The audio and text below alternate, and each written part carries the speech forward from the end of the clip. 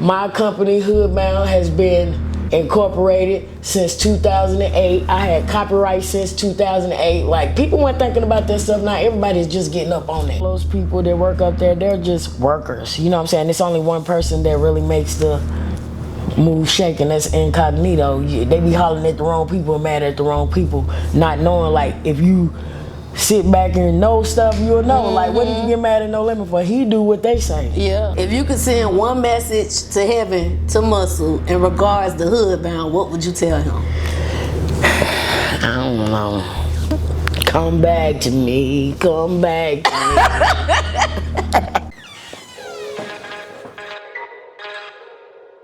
Johnny, shout out God to send here, man. You made this, man? Cuzn T, we making move, we just might go and make the news. Brand new episode every week, yeah, we dropping heat. Got a 7 with the juicy questions, this unfiltered tea. When you sit up on this couch, you feel just like some family. There go Boo behind the scenes, he's securing everything. Hookah smoke up in the air, speak your mind without a care. If you need that liquor, then we got it, that one thing about it. Come and sit up on this couch and you ain't gonna wanna go, Cuzn.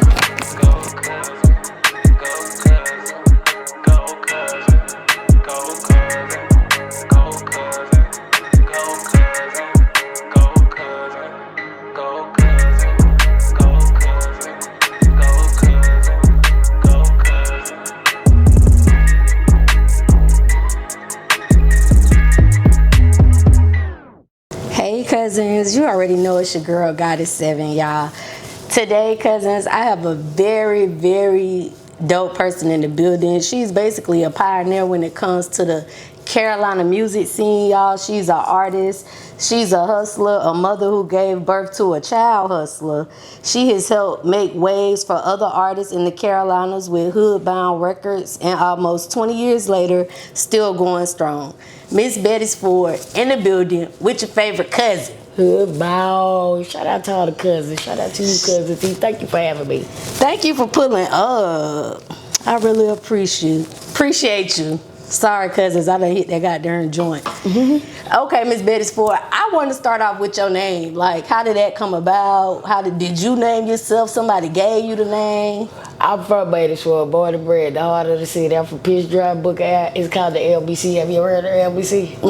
LBC is like from John C. Smith to Cummins Avenue. Okay. By West Charlotte. So like maybe like the House of Prayer right there. I'm from that area. That's the LBC. That's what it's known for. And I used to say it on my raps. My first rap name was Tay Nut, and I used to be like Mizz Beattiesford. So I just, when I started changing up, I just started calling myself that. Oh, Tay Nut, because I got that down too. I was going to ask you who was Tay Nut. So that was your first rap name. That was my first hood name. And then when I started rapping, yes, that was my rap name, Tay Nut. That's what so when you switched it, did everybody in the hood still keep calling you Tay Nut? I mean, it started growing on. I made people call me that. If you can't call me that, don't say that to me. That's how I was coming at people. Yeah. Like, so in the hood, they don't be like Mizz Beattiesford no more. Nah, but some people that, if you know me, you'll call me by my real name. But most of my hood people, you know, they call me Tay Nut. Yeah. And like in the rap world, I'm Mizz Beattiesford. Okay, so obviously it's because you from Beattiesford. From Beattiesford, right. Born and raised. What was it like growing up for you, like in your household? I lived in the projects down on Pitch Drive. Back then it was called Mayfield Terrace. Mayfield Terrace was just like Little Rock's, Boulevard Homes. It was a housing authority community. Now they got Neil Point down there. So back then, I wish I had pictures like the photographic memories that I have is nothing like what they got down there now. I played in the creek. I was like a real gutter. How deep the creek was, cousin? The creek's still there. The creek wasn't that deep. I mean, we grew up in the creek, so I mean, I can't tell you how deep it was. It was long, like. You could swim in it? No. Oh, okay. It had water. The water wasn't even, it ain't had nothing but crawfish and them little. Y'all was eating the crawfish? No. We used to play, get them and play and fight. I ain't even know Charlotte had crawfish. Yeah, I was down in the gutter in my hood. We even had quicksand. We used to walk a black pipe all the way to Creektown. And if you fall down, the black pipe was like maybe like the top of that lamp down to the ground. So Yeah. What about your siblings? Do you have any I siblings? got one sibling. He died when he was 19 years old. Oh. Overdose. Drug poison overdose. Somebody gave him some drugs mixed with rat poison. Oh. He was 19 years old. He used to rap too. That's what made me actually get back into the rap, because I always been into music. I grew up in church, you know what I'm saying? Stuff like that. So when I was 16 years old, that's the first time I went in the studio with my homeboys. I seen them at the store and they was like, "We going to the studio." That's how I got into it. And then I gave it up. My brother, when he passed away, that inspired me to get back into the music. Yeah. Okay, so you were 16 when he passed away? No. I wasn't 16 when he passed away. I'm saying I was 16 years old when I started doing music. Oh. I'm older than him. When he passed away, he was 19. I was like 21 maybe. 2, something like that. Okay, so then you kind of became an only child. Yeah, and he died on Beattiesford right there in my hood, in the houses where we grew up at. And my grandma was actually moving from the hood. Yeah. Did y'all find out whoever did it? No. You know how you hear say stuff like that. And I didn't even live over there. I had my own place. I was 21 years old. I had my own place in Boulevard Homes. Because I had my oldest daughter. She 25 years old. I had her then, so I had my own place. I didn't even stay on Beattiesford. Where was Boulevard Homes at? That's on West Boulevard. On West Boulevard. You know where Little Rock Apartments at? It was the community that used to be behind there. That's another project that used to be like Southside. Have you ever heard of Southside? You ever been there? Yeah, I seen those like projects Southside. before. Boulevard Homes was big projects like Southside. And that's where I come from, Peace Drive. Back then, they was projects like Southside, like the Gutter, Piedmont Courts, Earl Village. Them was all of them was Charlotte Housing Authority back then. Okay. What's the craziest thing you ever seen on Beattiesford? And I can't even tell you. I done seen so much stuff. Like literally, bruh. I was out in these streets when I was 16. We had a pool. We had 2 pool halls up there. One was for the older people, and one was for like the 21. The younger crowd. Man, I hung at all of them. So I done seen people get killed, all kind of stuff on Beattiesford. I'm like literally from the heart of the city. You ever heard of Freaky Sunday? I moved to about 10 years ago. I'm from Florida. Man, you know how they have Freak Neek and all that bike rally. Beattiesford used to be the script like that back in the day. Yes, I'm surprised nobody never told you. You need to do your history and look at that. It used to be called Freaky Sunday, and everybody used to drive all their cars to Hornets Nest Park. Was it like one Sunday out the year or every Sunday? Every Sunday. All the ballers, they ride from the bottom of Beattiesford all the way up, because it's a long strip, all the way up to Hornets Nest Park, and that's where the meetup was at. Everybody be up there with their bikes and stuff. I need to look it up on YouTube, because Freaky Sunday. Right, because I'm going to look it up now. Yes, Freaky Sunday. I'm going to look it up. Yes. If I find it, I'm going to put a little clip on here so y'all can see what Freaky Sunday was just like. Like Freak Neek, all that. I swear they'll tell you. I know live. So ask somebody like Cuzn or somebody that's really from Beattiesford. Yeah. There's a lot of people from Beattiesford, but they don't really know like the history of Beattiesford. Like Beattiesford is really a historical area, and you see how that's one of the main last places that they gentrifying it, but they're really not gentrifying it. They're taking their time slowly. My grandma still live over there. That's where my daughter is right now. So I'm just Beattiesford bound. My daughter go to school on Beattiesford. Oh, okay. Yeah. So I done interviewed guests that's from here, obviously, and I done heard a lot of guests say, this the new Charlotte, this ain't the old Charlotte. In your opinion, what would you say is the new Charlotte versus the old Charlotte? Man, I swear to God, what's the new Charlotte? These new rappers and all that little jibber jabber stuff they be talking about. All that stuff. Okay. Like back when we was doing music and open mics and stuff, man, it wasn't nothing like this, I swear. Like even back when I was 16 and doing music, but back when I was with HoodBound, like yeah, I guess that's the new Charlotte to them, because they don't really know the old Charlotte. Come through my hood, you'll see the same old stuff. You feel me? Excuse me, y'all. Sorry, y'all. That was stupid. And that was something that's funny, because that was something me and Chaz was talking about. Like when you say like Northside Beattiesford, the Graham Street, like it still is. Of course, it's different, but it's still the same. You still got, it ain't too many areas. You can't go down West Boulevard. You might got a little winos here, winos there, but you don't see no action and junkies popping out and doing real crazy stuff like you see from Beattiesford to Graham Street. Right. Yeah. Okay, when you say like the open mics was different because of the gibberish, was it anything else different about the open mics at that time? There was a lot of different stuff. Like, we had something to, I don't know, it was like more love. We had like beef like they have in there too. Of course, you had cliques and stuff like that, but it was like, Was it more support for the local artists? For the local artists, all this stuff that they be doing now. We had regular competitions. If you win, you get in the 4-week competition. The finals, everybody who won them weeks get ready to compete in the competition. And when they compete in the competition, you either win money, videos, and different stuff like that. You know what I'm saying? There's like no other added necessities to it. All these fake distribution deals and all that. I'm a distributor too. Hey, come to me. I can get your music distributed too. I'm just saying, that's how they is. I'm signed to Sony. I could do that if I wanted to, because I know people that know people. But I ain't about that, like, tricking my people, using people for money, because I have been in predicaments like these people, and they were lessons that we learned along the way, like different stuff that we went through. We had seminars back then. You know how they be doing all that? You go in the seminar. Yeah, like they seminars about being in music. Yeah, they swear they got executives. Like them were scams to us back then versus now they have you paying all these money. Like our scams back then, it was seminars at hotels and they had me coming there. And we used to say they were stealing people's music because that's when Shazam came out and they were Shazamming your music, seeing if your music was registered and stuff. And that's why you hear a lot of artists saying they stole my song, because stuff like that is true. Like I've been in copyright, man. I gotta show you. I got living proof. My company, HoodBound, has been incorporated since 2008. I had copyright since 2008. Like, people weren't thinking about that stuff. Now everybody's just getting up on that. I've been doing that. I've been had ASCAP. ASCAP, they was charging us back then. Now it's free. Was they scamming y'all to come do concerts? Because I see that going on now. Yes, I remember. I ain't gonna say no name. One of my people, they were supposed to be performing for somebody at the what that is down at the music factory they be performing at.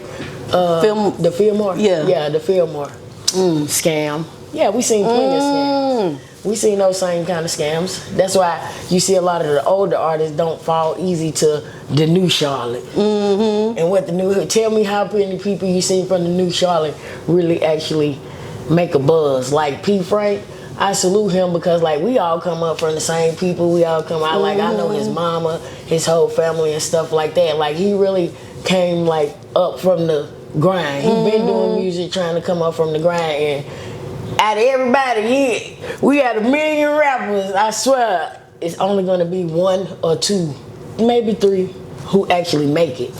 I know a lot of artists done been on TV, all the S-Dubs and you know what I'm saying, just to name a few people. Olivia, she a singer, she was on the show with Robin Thicke and them. Yeah. Why you think that is when it comes to Charlotte versus like Atlanta or New York or Houston or somewhere where they got multiple people who coming up? Because they got a music capital there. They have actual executives there. We have people coming in our city using our artists for come-ups and money and stuff. That's that new Charlotte stuff. Like we've been seeing it. They see this as an open market, so that's why it's hard for people to really gravitate to what's real and what's fake.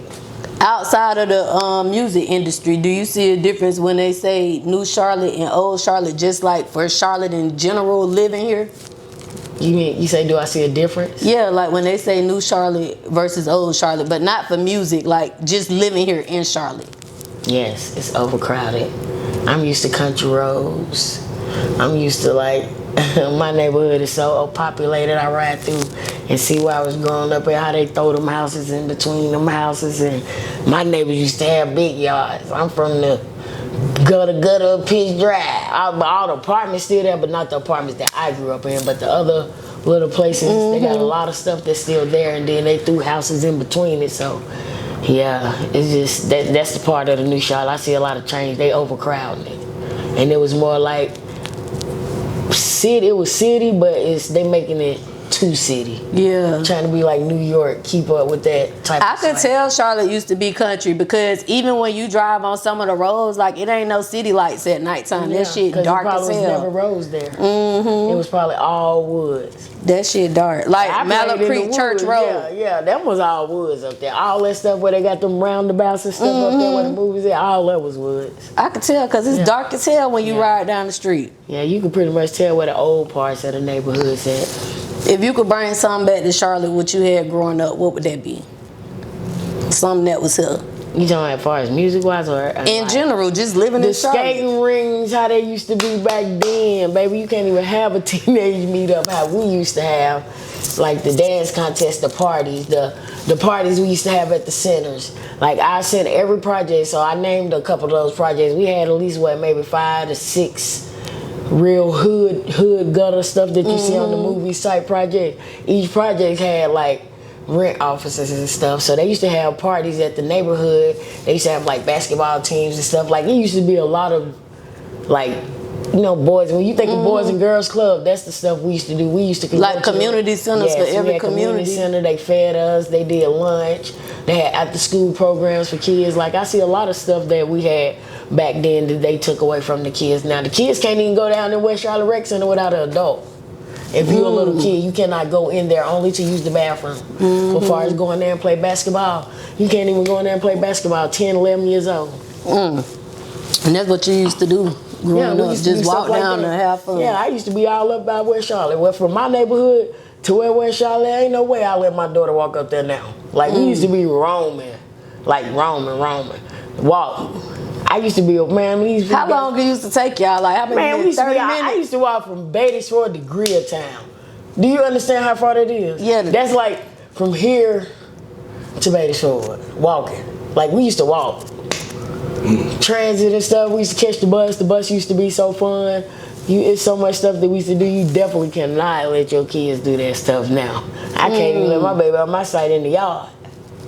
So. Yeah, I see a big change. Okay, so I know you said you got back into music like after your brother passed away, but you was always into music. What did your initial startup process look like when you first got into it?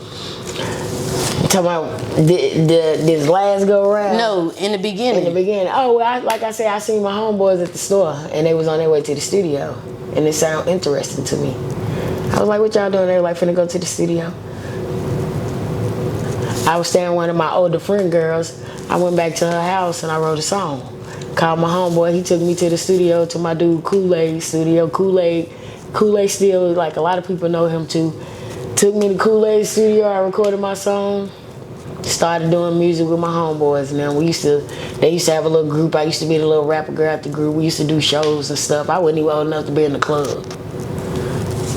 So yeah. What he said when he heard that song? Who? The studio you went to. They liked it. What's his name again? Cuzn, I'm high. Sorry. Kool-Aid. When Kool-Aid Kool-Aid. Kool-Aid. You don't know Don Dada. Don Dada be rapping. Well, Don Dada, Kool-Aid is Don Dada's brother.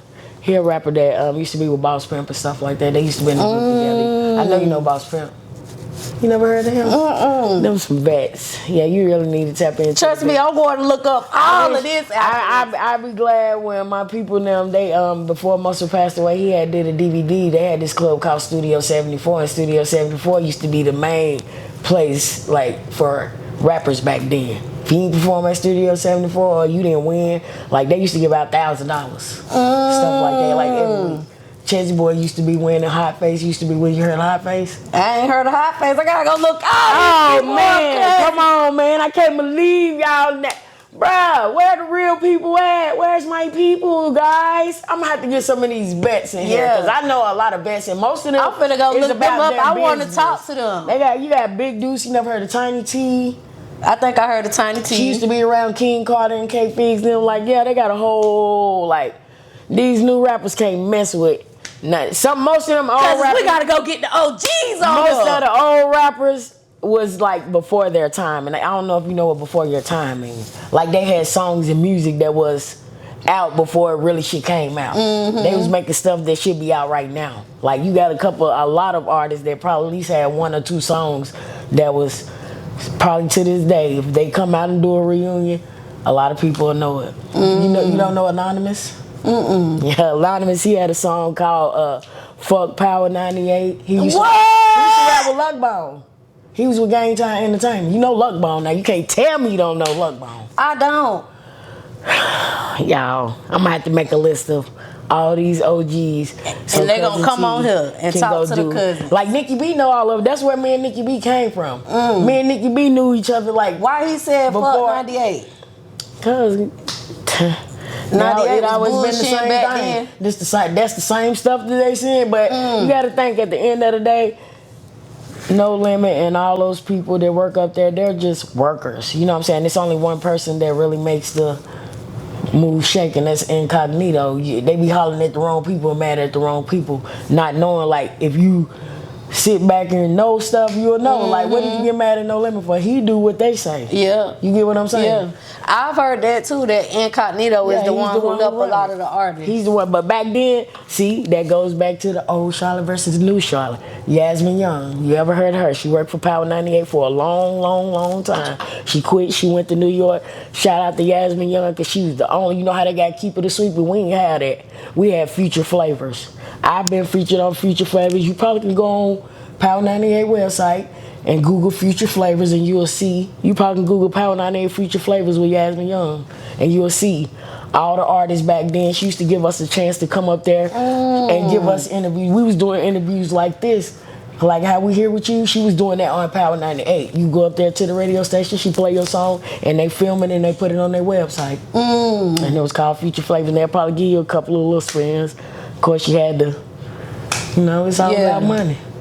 Okay. You gotta grease them palms. You want something done, baby. That money talks. Bullshit walk, that's what they say. Yeah, you gotta pay to play. And food stamps whisper. Because they'll talk a little bit too, but not as loud as that money. Ain't nobody coming up off of them. Right. Yeah. All right, cousin. So, okay, now you 16. Now you getting more serious about the music. You getting more passion. No, I didn't. You didn't? No, man. That was a serious? transition. You know what I'm saying? You know how I'm 16, 17 years old. I ain't think about that after a certain time. That stuff getting bored in the streets sound fun. Yeah. So, I was going in the streets. Gotta go over here. Yep, and then, you know, years went on by, and then, boom, that's when my brother died. And Chance had his music. Oh, I meant when your brother was 16, not when you was, goddamn, My brother died when he was 18. He died when he was 18 and I was 21. That's what we're going to. What 16 came from? When I started rapping. Okay. I started rapping when I was 16 and I gave it up. And then when did you start getting serious? Getting back serious into it. That's what I'm saying. When my brother died, Chezzy Boy had came over there and he had my brother music, and that's what I really wanted to hear, some of his music. And I just listened to my brother music like 1,000 and 1,000,000 times. I played them songs over and over and over. Then that's when I got with Chaz, and he gave me an opportunity to come to his studio. That's what really got me into the music. If it weren't for Chaz, I wouldn't have never knew Muscle. I met Muscle through Chaz. Because that's his cousin, right? Yeah, that's his cousin. And Muscle, you know, when he came home from prison, he was putting his all, had a TV show called HoodBound TV, and everything was about Chaz. He was learning how to do filming and different stuff like that. He put everything into Chaz. And Chaz had other friends like me, a couple more artists around us, and so forth and so forth. So when you started getting serious, what did you start doing differently that start elevating your music? Hanging around people that do the same thing that I do. You know, you got to change your environment. Stop hanging around them hood friends, hanging around them hood environments. I was going to Chaz's house every day because I had moved down to Smallwood. That's a little area down there by John C. Smith. And we had moved to Smallwood, and Chaz stayed in Smallwood, so I stayed like right up the block for him. I used to go up his house, meet people. I did a couple of shows with Chaz. We opened up for Webby back then when our homeboys had booked Webby for a party. We opened up for him back then, and then Chaz and Muscle had their little differences. They parted ways. I was still dealing with Chaz for a while. Then I went over there to Muscle, and Muscle was real serious when I went over there to him. Like, he was really like getting up and like about his business. He had to change all of his hood ways too, because he come home from prison, trying to transition from doing all these years, you know, trying to stay free, trying to do something different from what he was doing. So he got with his people, and he formed Muscle had, bro. When I came over there with Muscle, he had about 20 niggas. Till he had Jazzo. Jazzo was the only female in 20 niggas. Her and 20 niggas. He brought me over there and met them because, you know, we already had been dealing with each other over there with Chessy Boy. I went over there, we was doing music. He had got a house on Beattiesford Road. Right there on the corner of Dundee and Beattiesford. It was called the HoodBound house. That's how everything started elevating and everybody started taking it serious. You know, because we used to be at his mama house in his mama garage. All day making music, goddamn Muscle Mama garage. Like, it's just like so much history in that. And that's how we was meeting all the other artists. He used to take us out to perform. Muscle had about 10 artists for real. He had groups, like these three might be a group. Me and Jazzo was a group. Jazzo Baby Daddy and his homeboy was a group. He had Savage Boy, solo artist. Smiley G was a solo artist. And I seen all y'all stuff. Y'all had a lot of artists. We definitely had a lot of artists. Yep, we had a lot of artists. I done seen, man, do you know how many HoodBounds I done seen? I done seen them come, watch them go. Built me up, we ran the show. Yeah, I'm just saying. That's what I said on my song dedicated to Muscle. You know what I'm saying? Because but at the end of the day, I'm the one who held it down the longest. Like, it ain't about who always here. I done seen so many. We done had like 3-4 different HoodBounds. And when I mean 3-4 different HoodBounds, this group of niggas, they go. Another group of niggas come, they hang around us for a while. We do a whole bunch of songs. Like, I got so much music on my computer. I just been going through songs, picking them out, uploading under my stuff. Because as of now, this is my music. I got all this stuff. Muscle made sure he copyrighted every song so I can do whatever I want to because I got the paperwork to everything. Everything belongs to me. So. Now, your nickname, is it pronounced Teary? What? Or Tiara? Big Teary. Big Teary. Big Teary. My name is Teary, so I go by Big Teary. Okay, so the Cuzns know you as Mizz Beattiesford. Your family, the people who you grew up with, they know you as Big Teary. They call me Lil Teary. Lil Teary. But I had to add the B. But you added that B. No big. Yeah. Leave that little over there. Yeah, and I used to be skinny.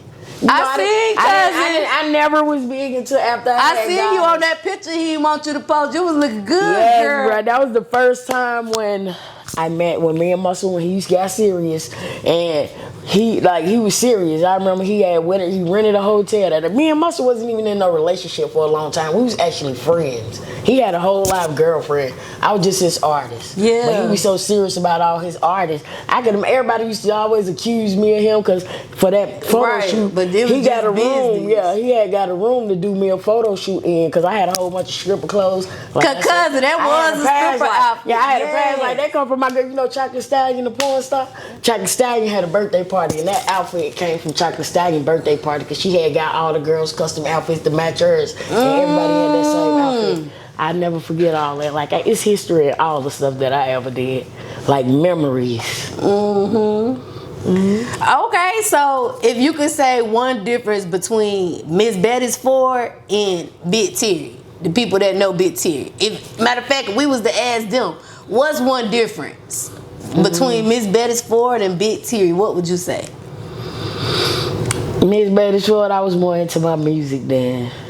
Big Teary, I'm just more into living life and being big mama, you know what I'm saying? But I can rap too, so I ain't even really no rapper. I just like to rap for fun. Just because I can and I know how to, and plus it eases my pain. You know, that's how people, poets and poetry and stuff like that, that's my way of putting it into that, because like I say, all I know is music. I played the trumpet when I was in middle school, high school. Okay.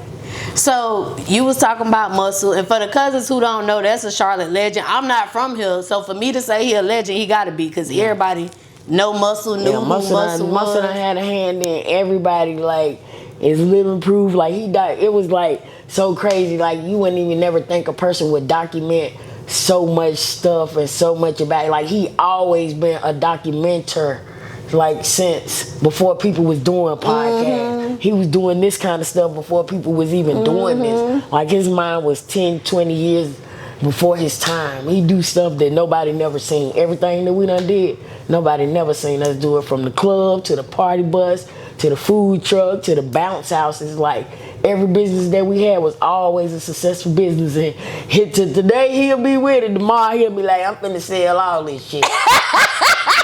He did that shit every time. I'm finna sell all of it. Like, that was just him.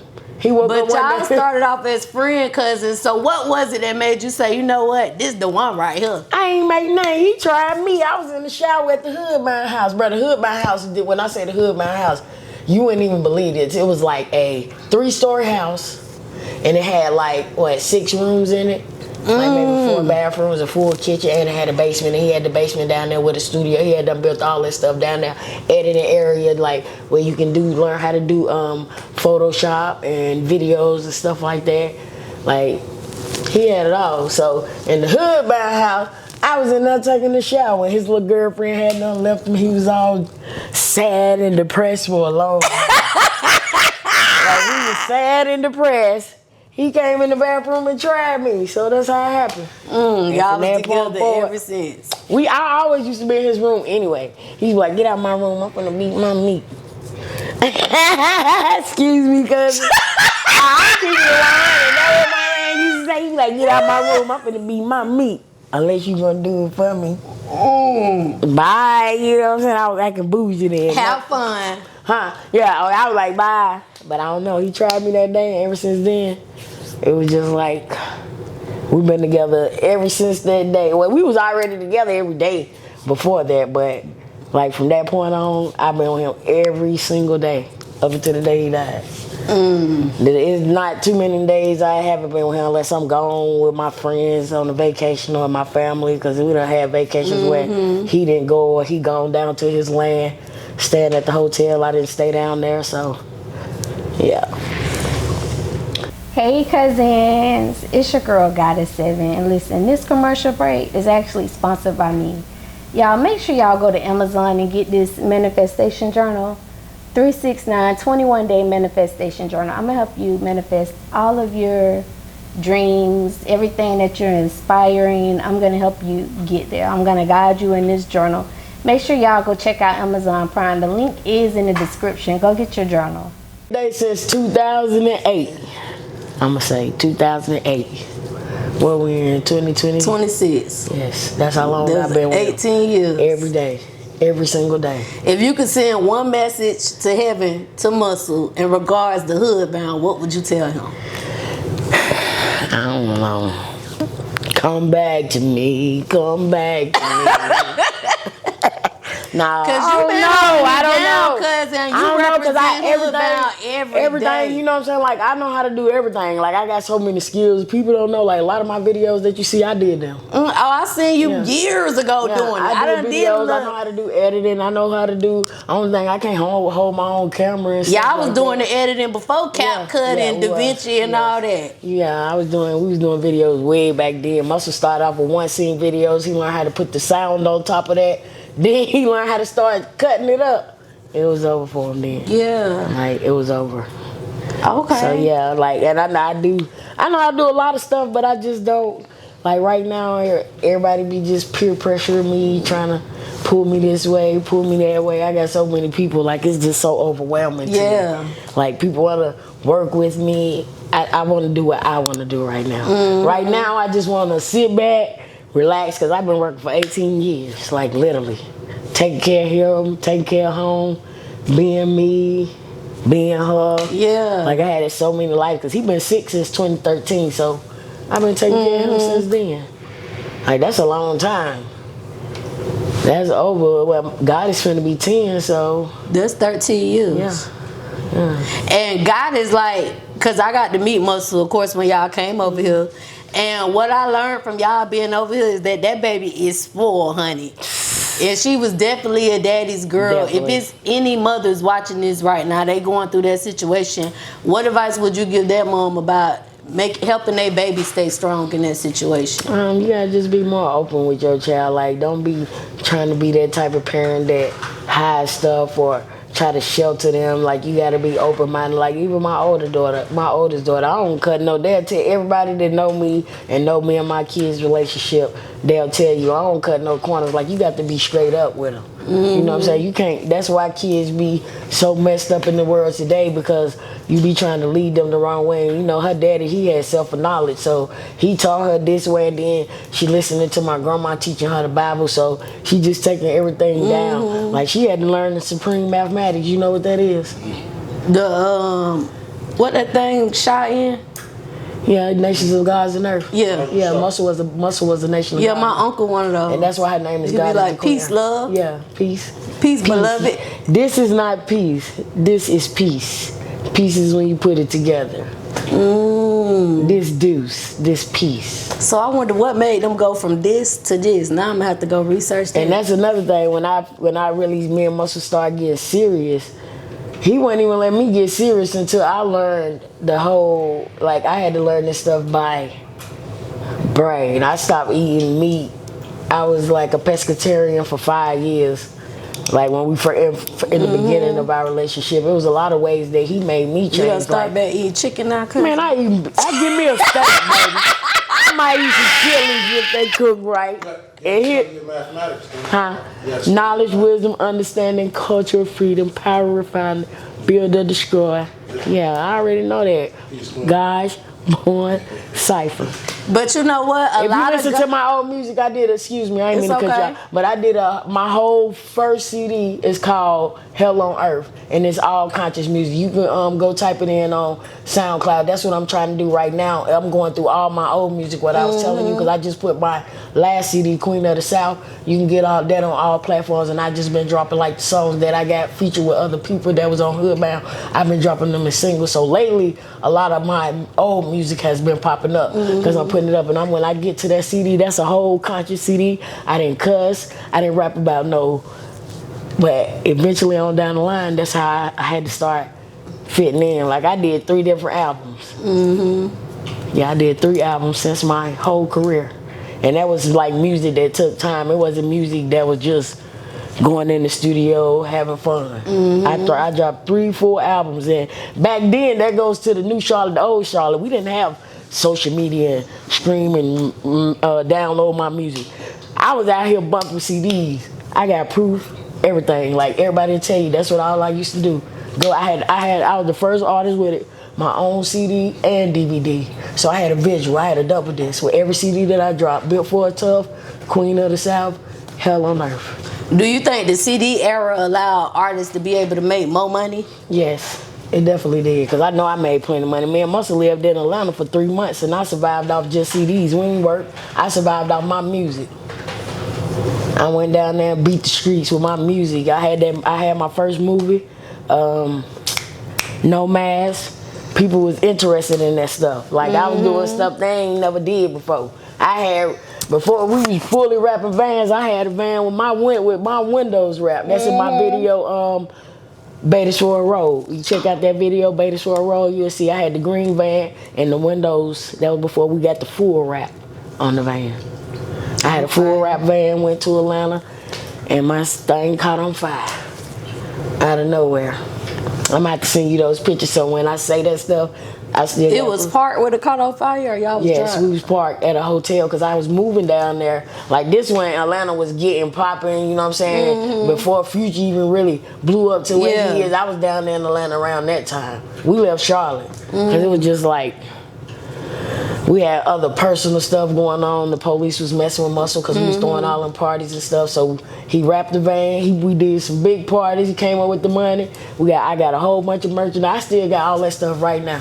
5,000 CDs, 5,000 posters, 5,000 flyers, 5,000 stickers. I told Muscle, man, why'd you order that stuff? I at least still got about 3,000 of it in my shed right now from back when we moved down to Atlanta. And the damage is still there because I had all my stuff down there and we were staying at a hotel. So me, Muscle, and my daughter moved down there, put some of my stuff in the, the little where you store your stuff at. It was right across the street from the hotel.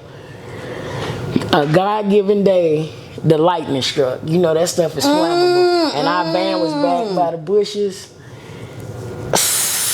We was in there asleep. The people knocked on the door. Fire! I looked at the door. It looked like snow. I was like, oh my God, I know our van ain't on fire. So we started throwing on our clothes. Open that door like this because our van was like right there where we could see it. If it wasn't for them people, so a girl said, nah, I seen what happened. The thunder, the lightning struck one of them circuit breakers up there, and the sun curved down to the ground and caught the bush. You know how that wire come down to the ground, and it set the bushes on fire, and the bushes burned all the way up to our van. Like nobody came and got. They watch it burn, like from here probably to your back down, like right there. Yes. And our van was backed in the bushes, and Muscle went out there and pulled it out the thing. The fire department sprayed it all. I had all my merchandise that I was out. Because when I was down there, I had shirts, I had posters, CDs, flyers. I used to make bags for female. You done seen me how I be with Goddess and we get a candy bags and stuff. I did that for me too. Before her, I used to put shirts and stuff and I'd give it to all the girls out with a CD and a DVD. Hors d'oeuvres. You know what I'm saying? That's smart. So that's what I was doing down in Atlanta. So it was crazy, man. All my stuff, that stuff still got damage on it. Every time I look at them boxes, I still see the smut on them. And Muscle want to hold on to it. I done told him to throw that stuff away 1,000 times. You think you gonna keep it forever now? I mean, it's got me on it. Yeah. My album Queen of the South, the one with me sitting at the table with Muscle and all of them. That's Muscle, my daddy, Marcus, Massey, Prince Side. That's for them. And we reenacted what's the movie with Madam Queen in it, Bumpy Johnson? We reenacted that movie. You know what movie I'm talking about? Yeah. What was it called? Hoodlum. Yeah, that's what my album cover was. Yeah, so, cause that's at that era, I was rapping on my Madam Queen stuff. Cause we had girls, we was into the parties and different stuff like that. But yeah, man, I done had a hell of a ride, like for real.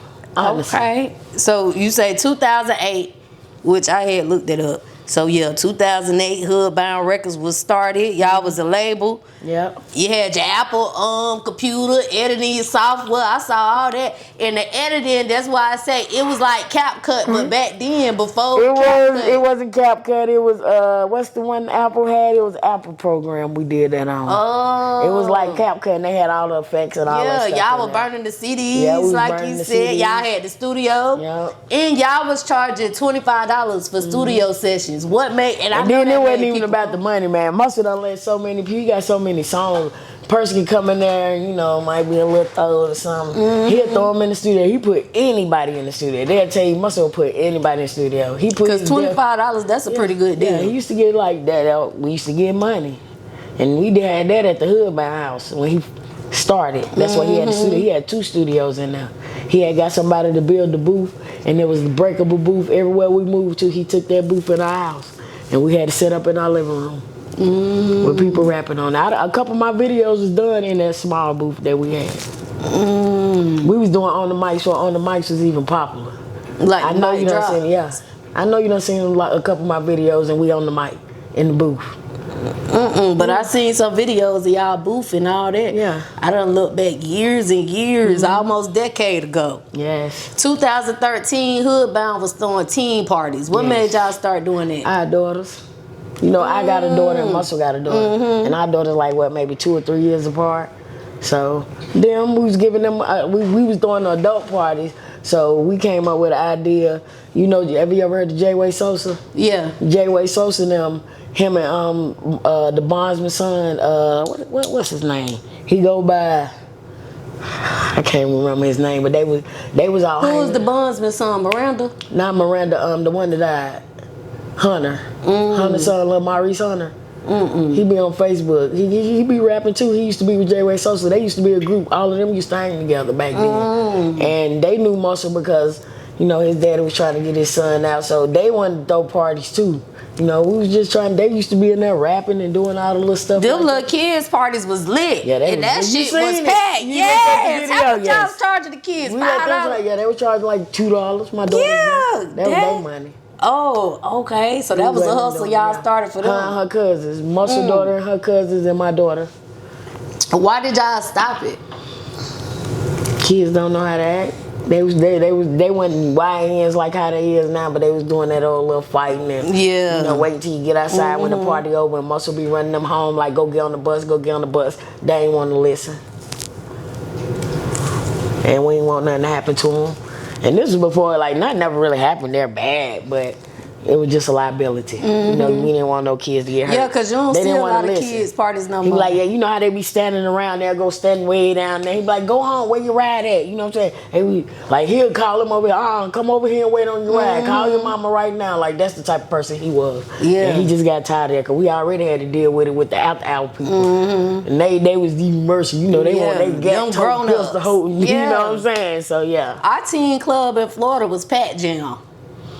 And Pat Jam used to be, I used to live right across the street from the Pat Jam. I went there We used to go to the skate rings. We used to do that stuff. Like, everybody go to the skate ring. They ain't want no skate. Yeah, You they don't go to your skate tennis shoes. rings no more. Like, No. not here anyways. No, the And skate not where rings I'm here from now, they make either. it about the adults now. They be having adult night. Back then, we had teen night. where the Yes, teens I go love and teen night at and the they used to skate have ring. the DJ in there, and you put on your skates, you go over there. You know how you see it on road bounce and all those yes. things? We had the same thing like that, like Cascade. We did that kind of stuff back Yeah. then. I don't know how to skate no more, though. I had tried like a couple years My ago. I was legs, I'm too slipping. big. That's too much weight to put on them skates.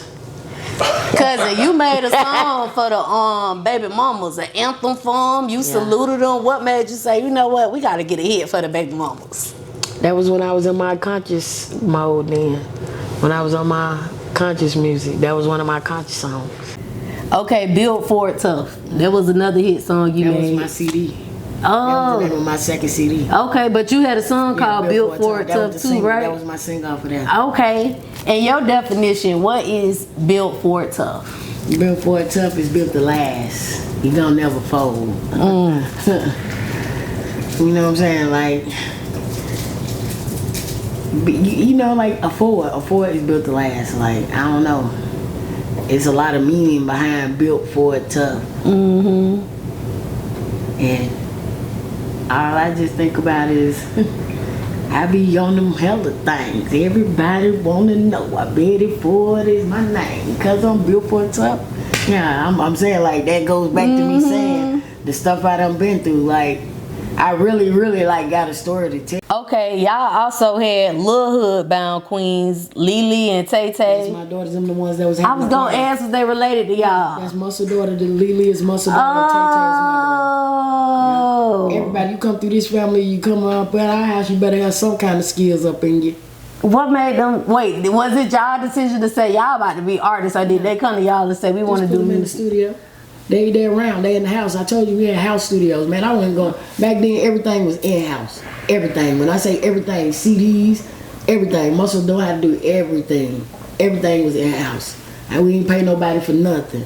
We had big printers print out our own posters and everything. Like, everything was in house. So they in the house. They being bad, especially the Mustard daughter. She was, she come from Boulevard Homes, Little Rock. She come from Little Rock. Mustard went and got his daughter from Little Rock. When me and him finally settled down, his daughter, she got in the 6th grade, 5th grade. After she graduated 5th grade, that's around the time we started going together. I got my daughter from my grandma's house because, like I said, I was out running the streets and stuff. And I'm getting with him, I'm getting a little bit more focused. So once we started making it serious, I used to go get my daughter and bring her to the HoodBound house. But we never really let our kids stay up there because it was like treacherous like that. We on the corner of Beattiesford and Dundee. Man, this is a killer neighborhood. You know what I'm saying? They where right behind that house is where Chesney boy grandma boom kilos and multi-million-dollar, like, for real, Make bro. a play. Like, it was just so amazing. Like, I can't believe, like, for real, bro. My life was really a movie. Like, when I tell you no cap. Everybody who know me know this. You know what I'm saying? A lot of people know me. They know this. Like, for real. Like, it was something that I never seen before. I done seen stuff that I never seen before. I done been a stripper. I done been a killer. I done been a mom. I done been, like, HoodBound house was something I never seen before, bro. What's one business move you think HoodBound made that they don't get enough credit for today? The independence. We showed people how to be independent artists. We wasn't riding nobody dick, bro. Muscle ain't kiss no ass. He ain't ride no dick. He ain't do that. And guess what? Cuz T, I tell you no lie, they'll tell you anybody's name and say it, ask them. When HoodBound come in the club, bruh, we shut shit down. We move like a unit. Like, these niggas was soft as fuck, but they look like they gonna beat your ass. Especially Savage Boy. Savage Boy, he is such a gentle giant. He was the one who made all our beats back then, and that was like, and Savage Boy, bro, he was way before his time. I swear to God, like, this man got music that will amaze you, and I'll show you, like, for real. That was Muscle's favorite artist, like, of HoodBound. I can't say Savage Boy, and I got his music right now, and this man was before his time, like, for real. Like, he was like, and Tupac was his idol, so he made music that's gonna fit, you gonna feel it in your soul. You know what I'm saying? Like all them beats and stuff you be hearing, Built for a Tough, Savage made most of my old music. Savage made all my beats, and he was just so talented. He made beats for everybody. Like on my computer right now, I probably got over 500 unused beats from Savage Boy, maybe like 100 from DJ. Like I got so many beats that's never unused, never touched. Like. For real, so I say this to say, like, I seen some stuff that never been done before. The HoodBound house, we set standards. HoodBound, like everybody be standards, saying, Cuzns. Everybody be saying they got their own sound. I'm gonna send you this because when I say this part, I want you to drop that HoodBound. Like we got a sample, like international. It go to any beat, any sound, any. You know, like, and that's Muscle sample. Muscle made that sample when we moved to the HoodBound house. The dude showed Muscle a lot of skills, and he showed him how to sample his voice. So I done had that sample in our family for 18 years. Okay, cousin. So your favorite place is in your bed, out the mix, and in your own zone. Out the mix. Has it always been like that for you? No, I live in the studio. Yeah. I always lived in the studio. Like all the buildings and stuff that we had. Me and Muscle had houses. Get where we lived. Get where we slept. In the studio. In the studio. Nikki B. old manager NCG gave me and Muscle a house in the car. 3-bedroom house. We had a studio. I ain't never go home. We stayed at the studio tonight. Every night. Every single night. Cause you said lately I've been dibbling and dabbling through my skills, hustles, and talents, trying to get in the groove and see exactly what I'm doing next. Have Mizz Beattiesford figured out what's next? No, I ain't figured out what's next. And what I mean by dibbling, dabbling my skills, like for instance, like you know, we started this t-shirt stuff. Everybody who doing t-shirts now, Kareem, bitch ass, learned from me. Yeah. I taught everybody. This was when people was going to the mall. Me and Muscle, we had a t-shirt shop. We learned how to do that stuff. He was already doing a little bit. That was something that I was too busy doing my Mizz Beattiesford stuff. So when I seen that, you know, I'm the type of person like this. I let Muscle do it first, and if it look good, then that's how I follow suit. And he know it's going to gravitate me because I'm very creative. So yeah, like t-shirts. I've been having customers come by. I do like business signs for businesses. You know how they have the big signs and they want the words and stuff on there. I really like that Essence sign. I'm the one that did that. That's the kind of work I do. All that words that was on the window and Essence and stuff. I did all that stuff. I like to do stuff like that because I feel like if I'm gonna make money, I make money with it like that. I don't like 2-3 shirts. You wasting my time because my quality, my work ethic, my skills. The dude. Shout out to my dude TK. I know you been seeing him doing them shirts. Terrell Kennedy. Terrell been knowing me. He seen it was me and he seen my work. Yeah, why I ain't want to do it? Cause he know that's what I used to do. I don't want to do that no more. A lot of the businesses that, excuse me, a lot of the businesses that me and Muscle start is money into it. Like I could be a videographer, I could do videos, but we already got enough chessboards. I don't want to step on nobody's toes. We got too many people doing shirts. People doing shirts at the comfort of their home, printing it out, pressing pictures and stuff. That's not my lane no more. I let them have it. Like I do got the boutique with my daughter, but you know, it's been a lot of stuff going on in the world, and I ain't been really want to put no money into ordering stuff across seas. You know, they done jacked the prices up on everything, so that really kind of put a hold on to me because that was going to be my next move, basically to show Goddess, because that's what her daddy was doing. That wasn't a part of my idea, because like I said, I sit back. I wasn't with him and Goddess opening no store, because we just had a party bus, we just had a food truck, we just had bounce houses. He sold all the businesses that I like. You know what I'm saying? But I understand why he sold the stuff, because he was trying to take the money and put it back into Goddess. And so I just didn't want to do that. But after I seen, you know, he had the people come in and he took an empty shed and they did all the walls and did everything. And that's when I came in like a real woman supposed to. Right. And helped decorate it, put it together, you know, did my stuff to it. I ordered everything for it. So I did, and now, you know, my daughter, like, she just lost her daddy. We didn't know this was going to happen. So this was something that he was showing her how to be self-sufficient and working for herself. And God is cost. God is cost. Do you hear me? God is, I just spent $250 on you, and you want me to order you a game too, and the games cost $60. Did she ever get that big dog she wanted? Because you don't like dogs. Getting no dog. That's not my daddy's stuff. But she cried. My daddy got rabbits. My daddy got a little mini farm over there. He got a leg, all this. They got rabbits, chickens, dogs. She really is a dog lover. She started since she finally seen them rabbits. My little nephew went to show her them rabbits because he over there, he hands on with the rabbits. He know what to do with them. So he over there showing Goddess them how to use them. Bro, she seen them rabbits. She didn't see them when they first came. She seen them rabbits, bro. She cried all night long for a rabbit. Goddess. Mara, I remember my growing them had a little hamster when I was on Peach Drive. I never been with no animals. I'm not an animal lover. I hate dogs, cats, pigs, anything. Don't come over here with that. Right, because you ain't going to be able to help her with them. I don't even like them. I'm not interested. I tell her we got to pay rent for them dogs. I be telling her that. Oh, you My do? next door neighbor just got put out for that. So she see that. That was you probably seen my post on Facebook when I said the lady came knocking on my door. Yeah. Yeah. Did you ever turn down the music, cousin? That's what I've been doing ever since then. Bless She you. got to move, baby. What you worried about my music for? She always Tunchi. Now mind you, my music is playing loud enough for your neighbors to hear, they neighbors to hear. She knocked on my door, you playing your music? I looked at her like, yeah. Oh, cause Tunchi aggravated, cause the bass. I look out and say, tell Tunchi I don't be saying that shit when he be barking. Cause she did it when before Muscle died. Muscle was playing the music. Muscle ain't care, bro. Muscle cussed her out so, like everybody know he'll cuss you out. He cussed that lady out so bad, didn't even know that. She came knocked on my door the same way and was like, she gotta go. He said, I don't give a fuck about them shit. I got them play my music. I got them.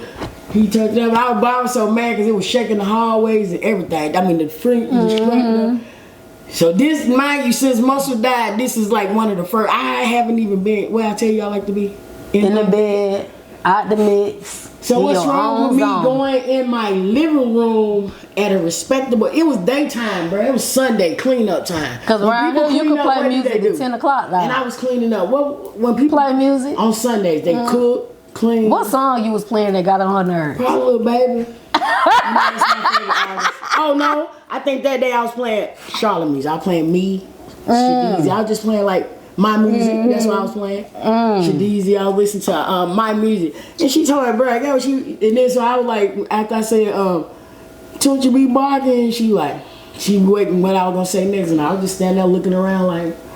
She said, "Well, I guess he gonna go his butt outside of her back." I said, "I guess he is. I'll holler at you." I just seen her before I came over here. Tunchi gotta go. Man, I be in the living room all the time now, and my studio right there on the wall. So that's Muscle had got me one of those big JBL speakers that I can like DJ a whole party with. That one speaker is real loud.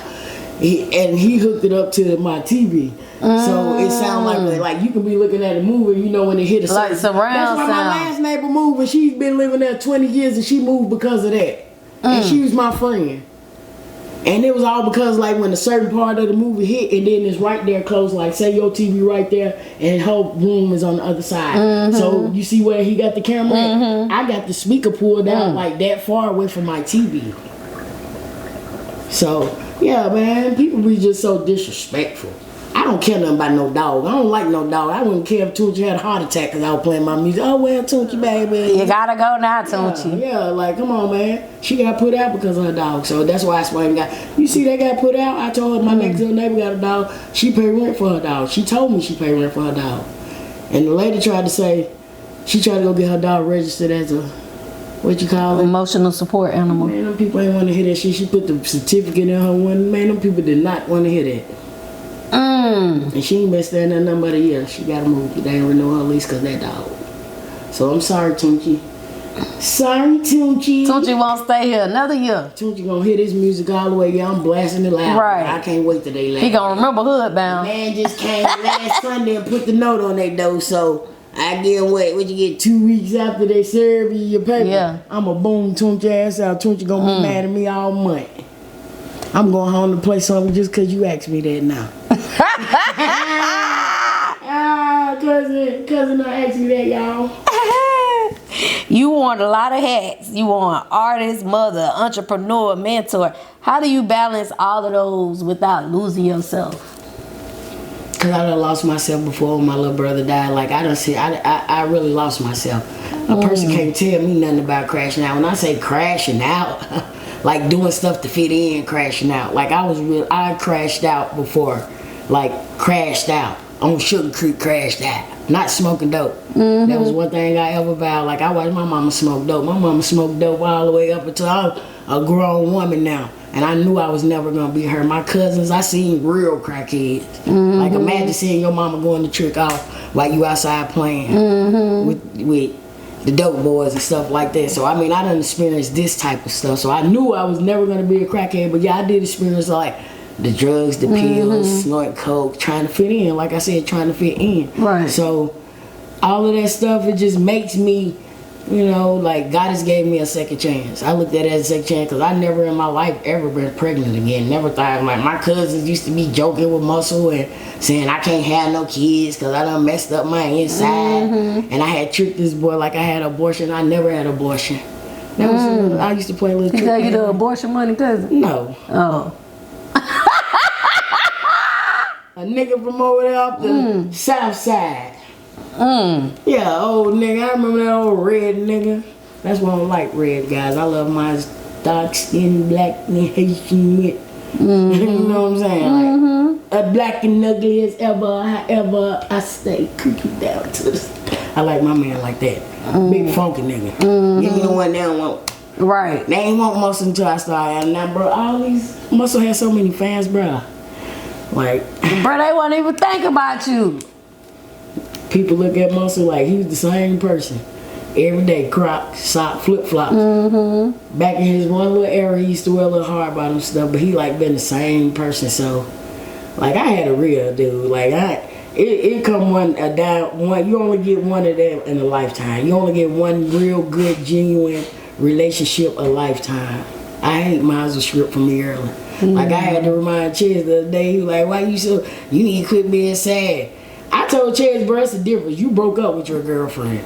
Mine died. I wasn't finished with my relationship. You was. So, a person can't tell me how to grieve. Right. Like, I'm not going to sit up here and put my pain off on other people because I'm grieving. I know how to deal with stuff. Like, I might get agitated and aggravated. Like, I have my days. Like, and that's why I try to stay at home in my bed. But my daddy, bro, he's like my best friend. Everybody already know me, Muscle. My Muscle and my daddy was like this. My daddy, he a big OG gangster, excuse me, y'all. But he a big OG gangster and he keep me so, like, he the only person called me every single day. He the only person make sure me and my daughter straight. Like, Muscle looked out for so many people. Monetarily, financially, so many people slept on our floors, piled up.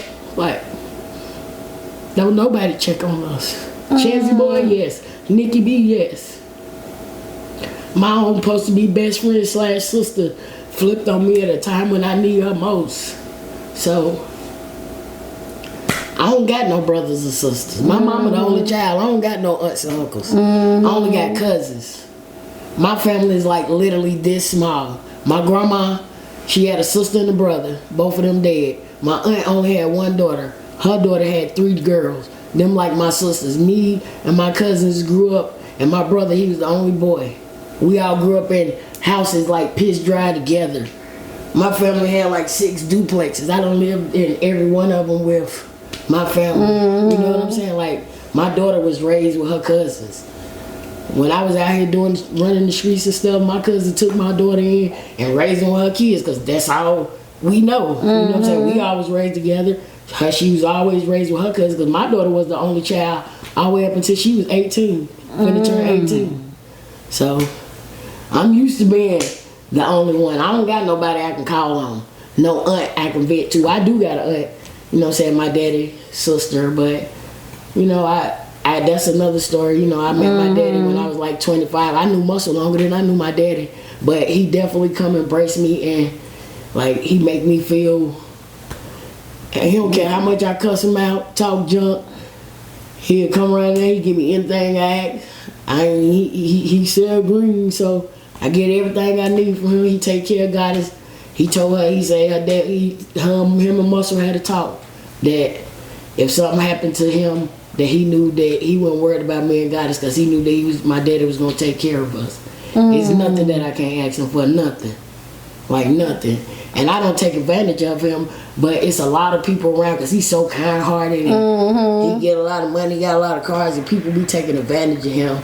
And I just learned my lesson for trying to, you can tell a person things. Like I joke with him about stuff, like, but he'll listen to me sometimes. Like he got young girls try to use him and stuff, but he keep me so grounded, like for real, for real. He ain't gonna let me fall out with him. What's up, y'all? It's your girl Goddess 7, and this episode is sponsored by a couple different sponsors. So y'all already know I had to shout them all out. First of all, y'all, I gotta shout out Robinson Hustle 8. Cause guess what? They branding us over here. Y'all see these cute little glasses that I be drinking out of? Hold on, let me take a sip. Y'all see this? Y'all see this right here? Y'all see this cute little liquor ice bucket, whatever you want to call it? They made all of that. So if you're looking for some custom shit, make sure y'all go shop with Robinson Hustle 8. They customize all your needs. I can't forget about Q3 Designs and Things. They're also a sponsor of Cuzns Tea Podcast, and they're a branding company for us. They made us these cute little shirts, y'all. Y'all like this shit? Y'all see this?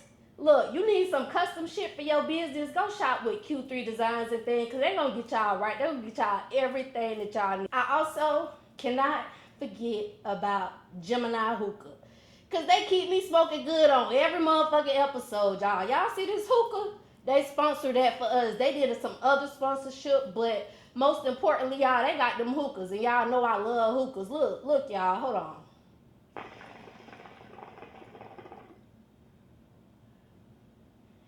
See that cloud? See how that smoke just come out real thick, real cute or whatever?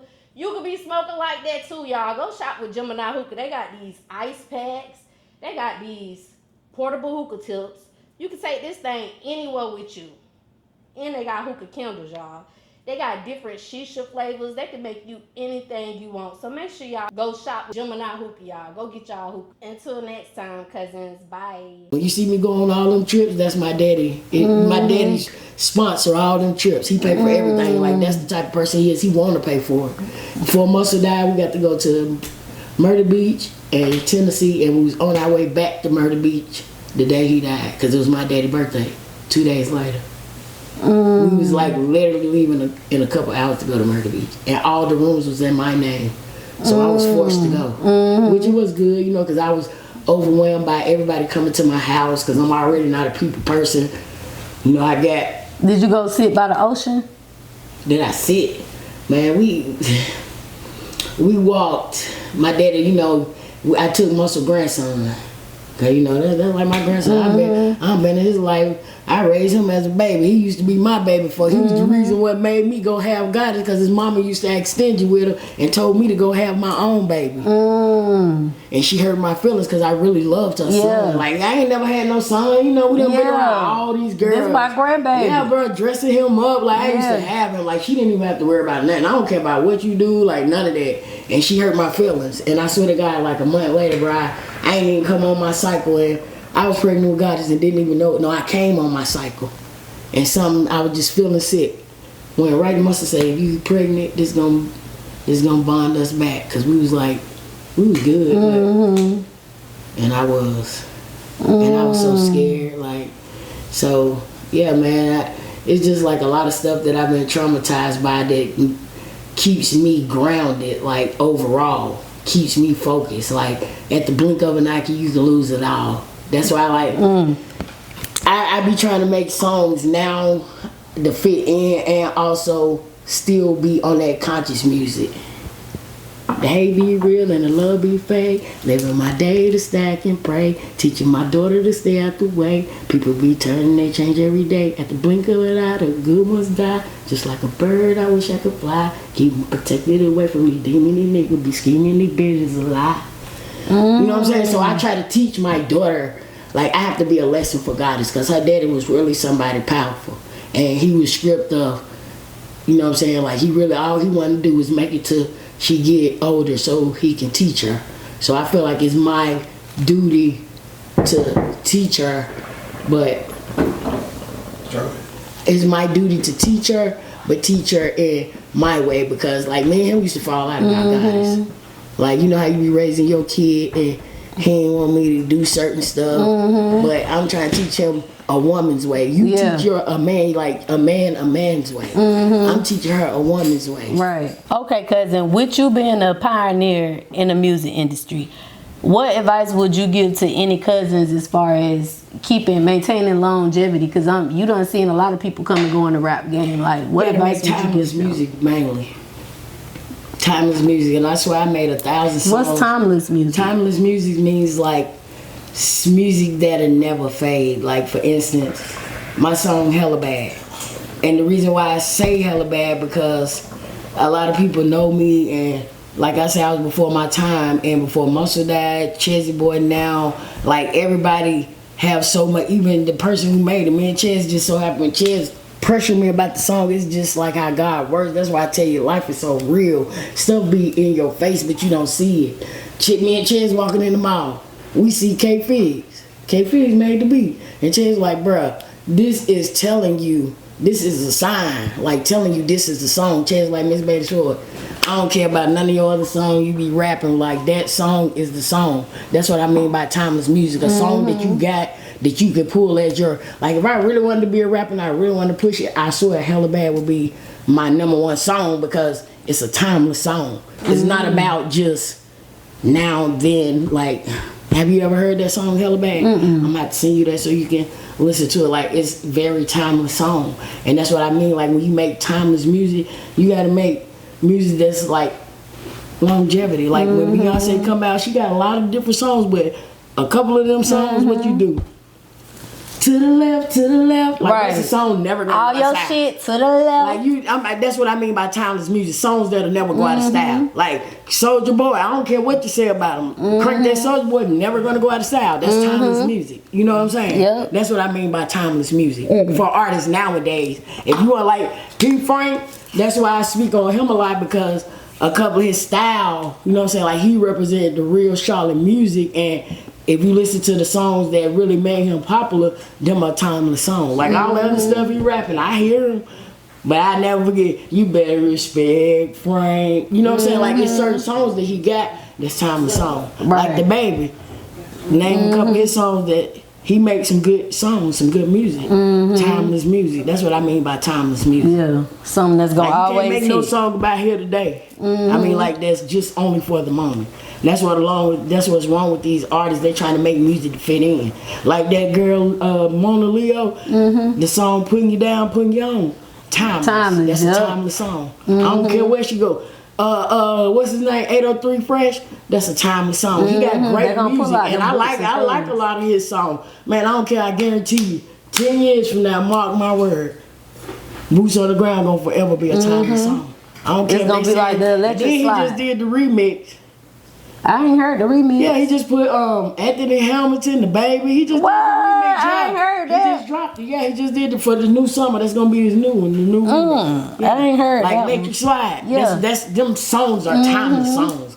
If you gonna make a song, you gotta make a song that's gonna stick to people forever. Something that's gonna be memorable. Something that's gonna be memorable. Okay, Cuzn. So I gotta help me understand these lyrics with you, cause you and your music bag. 2016 you dropped Dope Bitty, but 2026 you dropped Boss Bitty. Can you talk to the Cuzns about your inspiration behind Boss Bitty? Boss Bitty, that's when me and Nikki B was in our era. Like I done bossed it up now. Like I done bossed up. We was running after hours. We was doing everything. Like everything that I say, like I was really bossing. Like everything that I rap about is real life, true story. Dope Bitty. During that time, you know, we was around. We was doing the movie. And I was in the process of trying to rebrand myself. That was after the Carolina Queens when I dropped Dope Bitty. That was on my CD, Queen of the South. That was one of my singles. After Hella Bad, I had like 3. You know, back then, when we was rapping, this just the new era and the old era. Back then, what was it? 3 songs. 3 hit singles. You gotta have your hit single, your follow-up single, and something to come back after that. That's all it took back then. You didn't have to have all of those. So Dope Bitty was like one of my songs. Okay. When I was down in Atlanta, I was killing them with that song. Boss Bitty was you and Nikki? Yeah, Boss Bitty. So who did the first verse? Nikki B. Oh, well, we can't go over these lyrics because I done put down lyrics for the first verse. What's the first verse? Let's see, Cuzns. Boss up when I boss up. Try your luck and get tossed up. Nick Red, Beattiesford. I'm on the end. And shout out, rest. Fuck it, we gon' still go over them because this can relate to you. Yeah, because that's definitely me. Like, that's the difference between artists now and then. Back then, we was in the studio pen and pad. Now they out there AI and they up here sending their verse over. No, they do punch-ins now. No, baby, we back then we wrote together. When I mean, like, me and Nikki B still do that to this day. Okay. We write together. When we was Carolina Queen, we write music together. We vibe off of each other together. And I remember lately, my friend, I ain't gonna say their names, but my boy was in the studio with my friend, and I was just a observer. You know, they was doing a song together, and they was in there actually doing like old school time.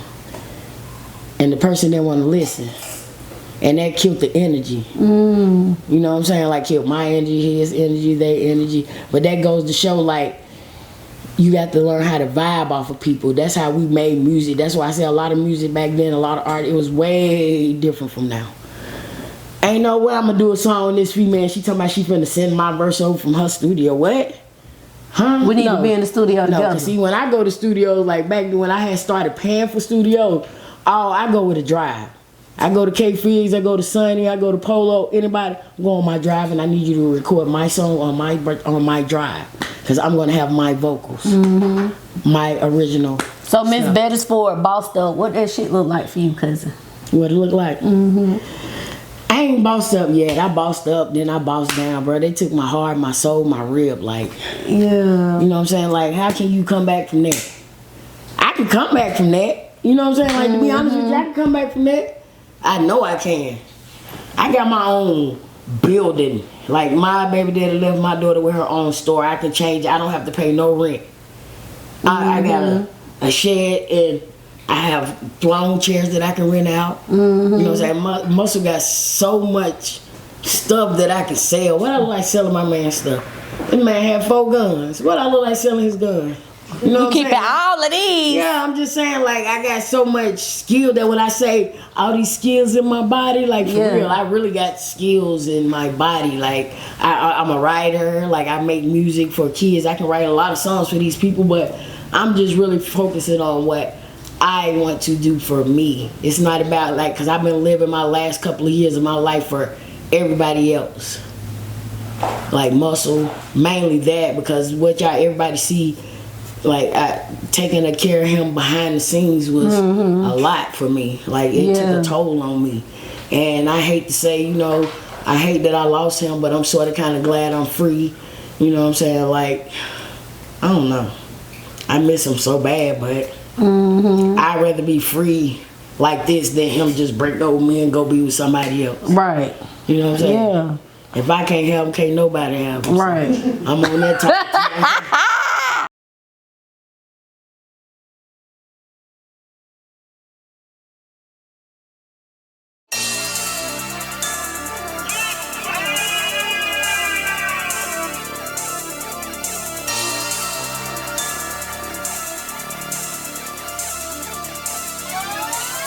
If you got me from my hill, Louis V, red bottoms, hell yeah.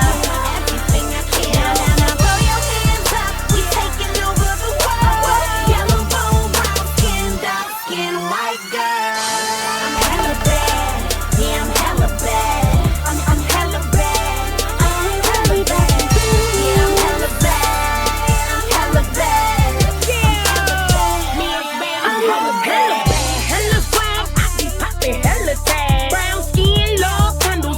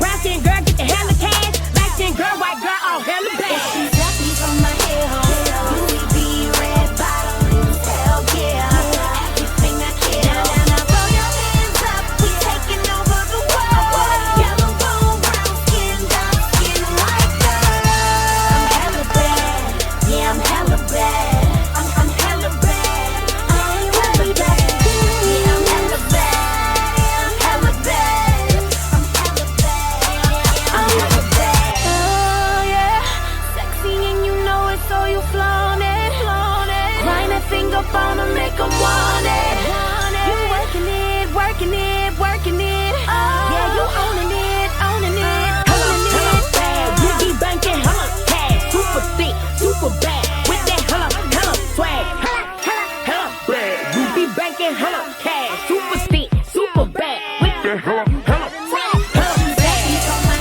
Yeah. Louis V, red bottoms, hell yeah. Everything I care. Now throw your hands up, we taking over the world. Yellow bone, brown skin, dark skin, white girl. I'm hella bad, yeah, I'm hella bad. I'm hella bad, I ain't worried about you. Yeah, I'm hella bad, yeah, I'm hella bad. I'm hella bad, yeah, I'm hella bad.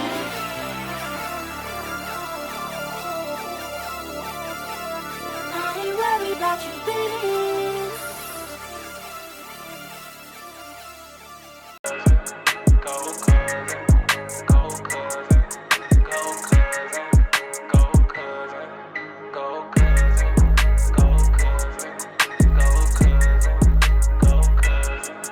Yeah, I ain't gonna lie, Viano.